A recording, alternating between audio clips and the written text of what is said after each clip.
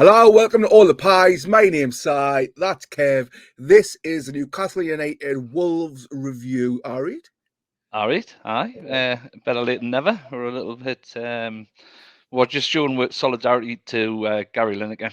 That's Yeah, why we didn't put it out until now. Now that that's all definitely. sorted, I feel more comfortable coming back on. Yeah, 100%. Well, this match we're going to have two slightly different perspectives. I wasn't able to go, so my son took the ticket. I was all poorly in that. I still am. Oh, sympathy in the chat. Um, you went. Mhm. Won. First win for a channel. Well, yeah. So you went there. So obviously it's your fault that we haven't been winning On prior me. to that. On me. But no, yeah, it's great to do a review of a win. Yeah. Hey, get in there. So straight on with the lineup. Isak started a move everybody wanted. Definitely something everyone wanted. And Mhm. also Gordon turns out was injured. Um, Mhm. so he wasn't featured in the team. Miggy was benched. Shaw was back in, and Murphy took Miggy's place in the starting lineup. Yeah, I think that the only question mark I had out of that lineup was probably the Murphy Murphy. Yeah, involvement prior to that. But I don't think he had a bad game. I think he had a decent game. he had a I good don't game. think Yeah. I don't think anybody had a bad game. Mm-mm. I mean, it was a very, very, very entertaining game with lots of incidents, as I'm sure we'll go through. Well, let's get straight into it. So the game kicks off, and straight away it would seem to be on the attack. Hmm. Isak just looks outstanding. Yeah, I mean, He's, there was a little bit of weighing each other up to start off with, wasn't it? Because I mm, mean, I know Traore was seeing a bit of the ball to start off with as well, and trying to cut inside. So yeah, there was a bit of sort of to and fro, wasn't there? Until there the was first read. was there quite a big incident that happened? I'm not sure. That the Wolves fans haven't really mentioned it much. No, the first big incident of the game. Pope should have been seeing red for his consecutive home games that he's played in. But Well, yeah, yeah. I mean, it it was a was stonewall penalty. it was a penalty and it was a red card. I mean, what you had Dan Burn passing it back, and it was just a really heavy touch by Pope. He needs to sort of nip that in the bud a little bit. I think he's overthinking the distribution, and yeah, I mean, where we sit, it was right in front of us, Mhm. and even in real time, it looked a stonewall penalty. Yeah, it did to me in real time watching it on the telly, and then obviously as soon as I put the replay on, the first replay, I went, "Oh fuck!" I think everybody knew it was a Instant penalty. reaction. I saw nothing else but a penalty. I was like, "There we go then." So I know when you're watching it on the TV, you've got the sort of commentators who will give their opinion on it. And sometimes they'll have like the views of a referee. Did they have anything like that or? The date I can't remember what was said. I think it was pretty much said penalty. Yeah, that looks like a penalty. And then I think it was Janice and the I can't remember who was the co-commentator, but everybody was like, "Yeah, I'd be surprised if this is not a penalty in Pope seeing red." Because I'm And just trying to understand the sort of reason to why they haven't getting the referee to go and look at it. I mean, I'm pleased they didn't, because I think the referee goes to look at that, he gives a penalty and a red card. yeah, Did they think that it wasn't enough enough to of sort of a referee, overturn? enough of a referee's error. Like it wasn't enough of a howler. It was, wasn't it? Complete. So anyway, then VAR, and then it comes back, check done. I was like, no, no, No, no get way. I was screaming. I was like, get down, because I was convinced that would have been Oh yeah, there would have been an uphill struggle yeah, if we had been 10 men and Pope off 100%. again. Because yeah, Yeah. But anyway, we survived that nerve-wracking experience, and then maybe about 10 minutes later, we have a free kick um, up there in the pitch on soft free the kick, I thought. free kick on the left-hand side. Trippier steps up, take it. Um, obviously not in shooting range, but great to whip the ball in. I mean, what you make of what proceeded? Yeah, I mean, because I didn't have my glasses and it's quite far away, the Gallagher Den for me. It So is. sometimes, I'm seeing colours moving about. I do. But I have I just wait for other people to start cheering. I'm like, get on. but it looked as though there might have been like just a little from Isaac before he gets the header, and I Yeah, thought, there oh no, was. I hope they don't look at this because there might be a sort of free kick given there. But was it enough, I really? can't remember if they looked or not. It was definitely a talking point. I can't remember if they actually did have a quick check. I think they may have had a quick check, Well, when I seen it back, I don't think it was enough. It wasn't like a shove, was it? He sort of uses his Yeah, leverage to get himself a bit of room. I yeah. think he sort of moves himself back rather than pushing the defender out of the way. But from there, once he's got himself that little bit of space, absolutely lovely flicking header. It Um, was. just a Uh, strong flick, wasn't it? Yeah, Isaac obviously was the fans of his former club were saying great goal scorer. He just can't finish for shite with his head. That was a lovely header. It was. It was crisp. It It was. was It a was beauty. sort of CC-esque, I Mhm. think. He used to Alright, get so very occasionally similar types of headers with the flick, well, I thought it was but it a was. precise header, super well taken. Mhm. If you can And pull out a few more of them for all the amount of chances we get where we can whip it in, then that would be ideal. Opted for the knee slide for his Mm. celebration, a popular Hmm. celebration. I thought that was a solid 7 out of 10 Yeah, for the knee slide. It was. It was good. a happy moment because I think there was a sense of relief in the ground as well when that went in. Because once it starts getting towards 20, 30 minutes, you're thinking, oh no, is it going to be another day where we're going to sort of fire blanks? But after Hmm. that goal went in, it was wave after wave, wasn't it? One way Yeah, traffic. it was. It was indeed. So we'll get to 1-0. Half time, 1-0 up. Start the second half. Well, I want to talk a little bit more about some of the incidents in the first half because I think that little spell is us back to our best. Specifically, I mean, the way that I want to talk about the way Maxi and Isaac linked up in that first half. Mm, Maxi at times wasn't taking players on, but he's showing something in his game I haven't really seen before, and he did it a couple of times. There was one specific incident where he played the ball down the left hand side, and Isaac runs onto it, hmm and it was a similar position to where he scored that second goal against Liverpool, the one that got disallowed. But the way they linked up for that particular one, and then Isaac run it into the box, and then he played it across. I think it was to Willock, I believe, and there was a bit of a scramble that went on in the box, yeah. and the deflected shot went out for a corner, and then from that corner there was another two shots. So the ball got headed out, fell to Isaac. He had a shot, rebounded off the chest, fell straight to Willock. He had a shot that went out for another corner, and then from that corner, you had the ball that was played round and Dan Burden run round the back, where he knocks it on to Bruno, who puts the header against the bar. And I was thinking to myself, God, this Mm, this is us. This is us playing at our best again. If we play like we played in that spell, there's not many teams that will beat with St James's Park, yeah. or even get Pre a. World Cup form. It was for that Mm, moment in time. We could have beat anybody on the day playing like that yeah, because it was relentless pressure and had us really excited going into half time. yeah. So start the second half. Was there any change? I don't think there's like no changes made at half time, was there? No. No, And then it pretty much continued for I would say a 5 minute spell, and then Wolves really got back into it. they did start getting back into it a bit, but I mean the goal was. I mean, I think the referee was about to give a free kick, wasn't he? We'll Right, come on right to on the that. edge of the bar. That was so 70 minutes in. I've just checked what time it was.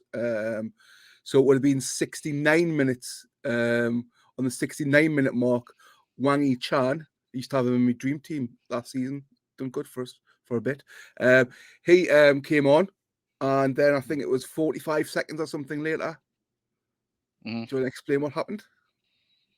So, well, yeah, for their goals. Yeah. So, yeah, it was an incident out after nothing. I mean, they'd kind of been knocking on the door a little bit. They'd had that Neto free kick, didn't they, where Nick Pope made a really good save to sort of get his confidence a couple back. of really important saves that game. Yeah, and I think we broke again from that free kick. We actually broke away, and then Maxi did another one of those balls I was talking about, where Murphy was away, wasn't he? And then the defender pulled him down, and when I saw it first, I thought, could that be a red? But it wasn't. It was a yellow card. And then Trippier, who had a really good game apart from the incident we're about to talk about, had a free kick save, didn't he? It was a complete slip. It was a slip. It was a slip, yeah. There was zero he could have done about it. He lost his footing completely. He was having a great game up until there. And it's just a completely unavoidable error. His foot went. Maybe it's a little bit better communication between him and Pope at the time. I think Pope could have probably just collected the ball. If he had collected the ball, I think the referee was going to take it back for a free kick in anyways, because he had let them play on a little bit, and it wasn't really come to nothing. But like you said, just one of those freak things. It wasn't like the one against Man City when he gave the ball away, and that was an error. He slipped. Yeah, he slipped. And then Wang was straight there. Pretty much an open goal for easy tap in goal. Yeah, he has a stat I heard for you, right? So Wolves, right? When was the last time they had a centre forward score in the Premier League?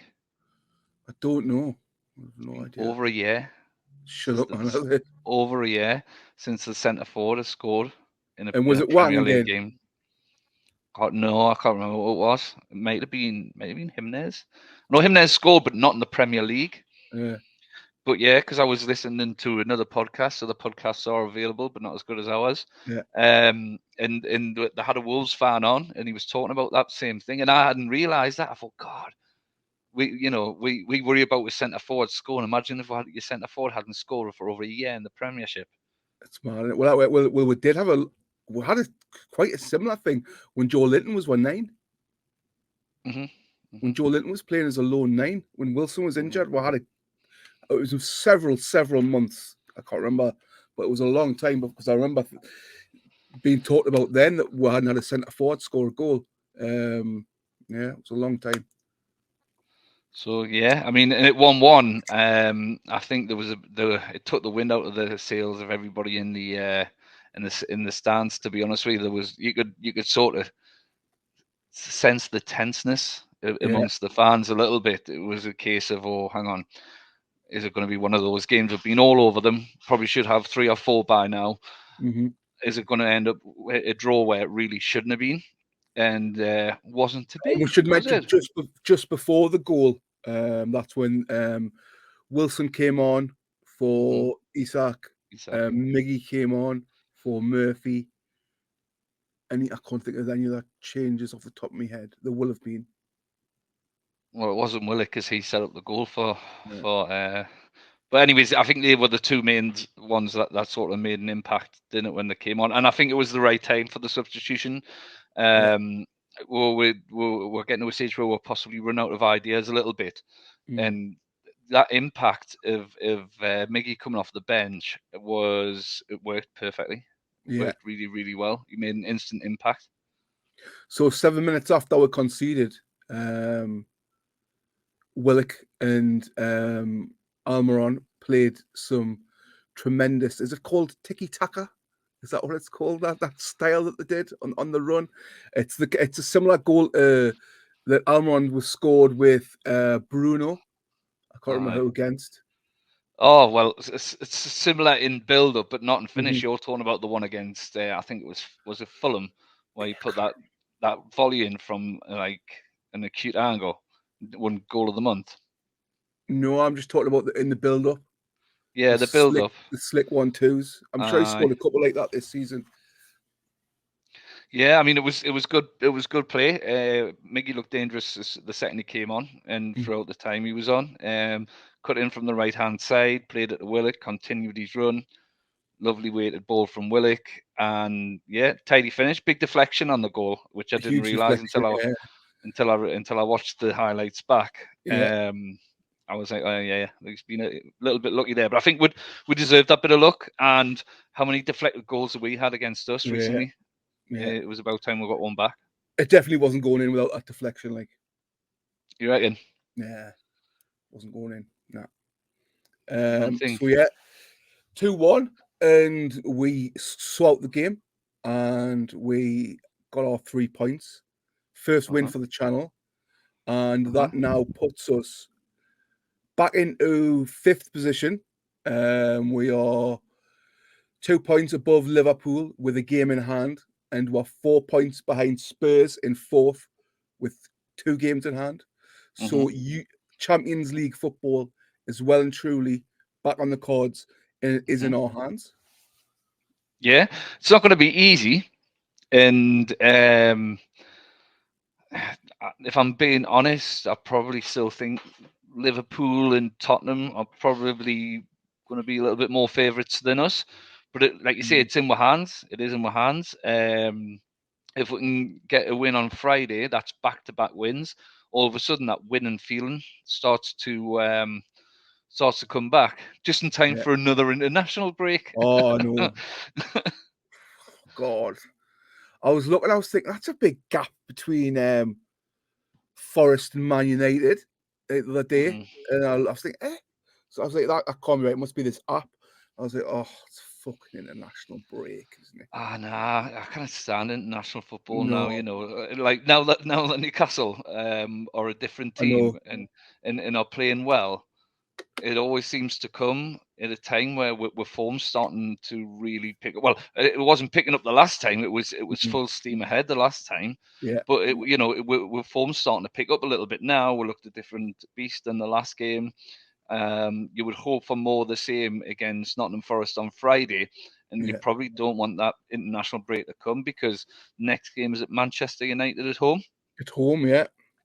And you would want, if you can get back-to-back wins, you just want the next opponent straight away, don't you? Yeah, As soon as yeah. possible. And I think that game we're going to be fired up to hell, obviously for various yeah, reasons. I can't imagine why. I can't Yeah, imagine why at all. I'm really looking forward to that. Come hell or high water, whether I'm ill or not, I'm going. You may have to wheel us in. All right, I'll wheel you in. I'll carry on my back. I'm definitely going. Yeah, so good weekend, good result. Great results for the teams around me. What was it? Liverpool got beat off Bournemouth. 1-0. Who else didn't? Brentford didn't Man close U the drew gap. 0-0 with Man U drew Southampton. 0-0. Casemiro sent off, so he misses the game against us. Good overall weekend. Exactly, yeah, and onwards and upwards. Like I say, it was just great to be at a game again where you're not really coming out of it with a feeling of frustration. Some of the draws we've had and some of the defeats, there was a massive feeling of frustration. Not at anything more than the fact that we hadn't put with chances away. Yeah, And if we had to put with chances away in the previous games, we would have been coming away with something, possibly a point at Man City and 3 points in other games. But hopefully they've put that to bed now. yeah, It'll just be that, it'll be a case of saying, look, right, we've had that little barren spell. We've had that little issue that we had. We've scored a goal from open play and we've scored a goal from a set piece. What better yeah. way to put those demons to bed? I mean, if that was a bad spell, we're still only on 3 games defeated for the full season. So that's pretty damn good for a bad spell for Oh yeah, Newcastle United. It's impossible for it to have a bad season. I don't think now, No, nah. unless the wheels completely fall off, which Yeah, they're not going to. It's impossible for it to have what we would see as a bad season, considering a lot of people before the beginning of the season were saying, I'd take a cup run in 8th place. I always said I fancied for top 6. Always said I fancied for top 6 when I was looking at the form from January through to the end of the season. Our form from January to the end of the season would have been in like 5th or 4th or something like that. And I thought, well, yeah, what's going to really change for it to drop off so dramatically? Nothing. If anything, we're going to improve the squad. So that's why I thought top 6. And I think that's where we're going to be looking season after season now. Is there's a new shark in the tank. Yeah, although let's not get complacent, because things can happen. And if you look at Chelsea, money isn't always the immediate fix. Well, it's not the immediate fix. I mean, we needed some money spent in that squad, but we've shown we've spent a bit of money, but we haven't been flash Harry. We haven't been going out there and we spent 60 odd on Isaac, 40 odd on Anthony Gordon. But we're not doing the Todd Bowley thing of just buying everybody and anybody in sight. I know we can't because of FFP, but at the same time, if we continue this sensible spending when it comes to the summer, I know I'm getting ahead of myself a bit here. All they're going to do is improve the team again, improve the squad again, and then wherever we finish this season, you'll be saying, right, okay, so with that squad, we're finished in that position. Yes, it was a good season, but what's the next step? And I think from now on, they'll be looking at that top 4 spot from now on. Yeah, well, I think bringing 8 or 9 superstars into a team and expecting them to gel and have chemistry instantly is just ridiculous. It's just a ridiculous idea overall. I think Chelsea had a decent enough squad for Potter to work with, given his quality as a coach. I can imagine he probably wasn't in charge of all those signings and probably thought, of course he at wasn't. some point, like, Haway, reining in, I don't need this, I don't need this. I just think. Yeah, I think it was a mixture of Todd Bowley coming in trying to swing his bollocks about, right? Having a little game of Championship Manager and just saying anybody he can.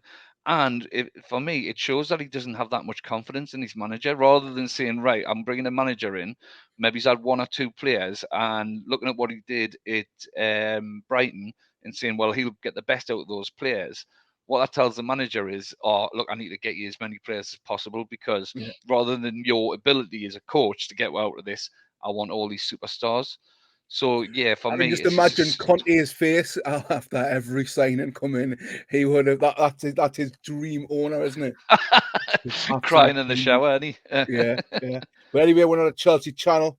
So that is our match review. Sorry, it's a bit late. Well, I've been a bit poorly. I'm going to be more informed, a bit more lively for the next video, which will be tomorrow or Thursday with the Forest match preview, playing Forest away.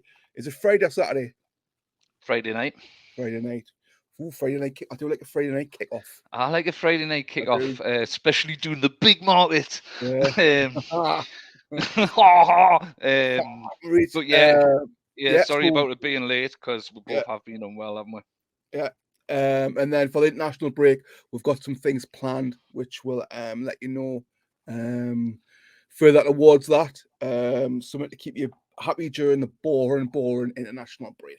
But as always, if you please could hit that subscribe button if you haven't already, hit the like button, share, comment, because it helps with the alchemy bob, and we will see you in a day or 2 with the Forest preview game. Smell you later. Come on.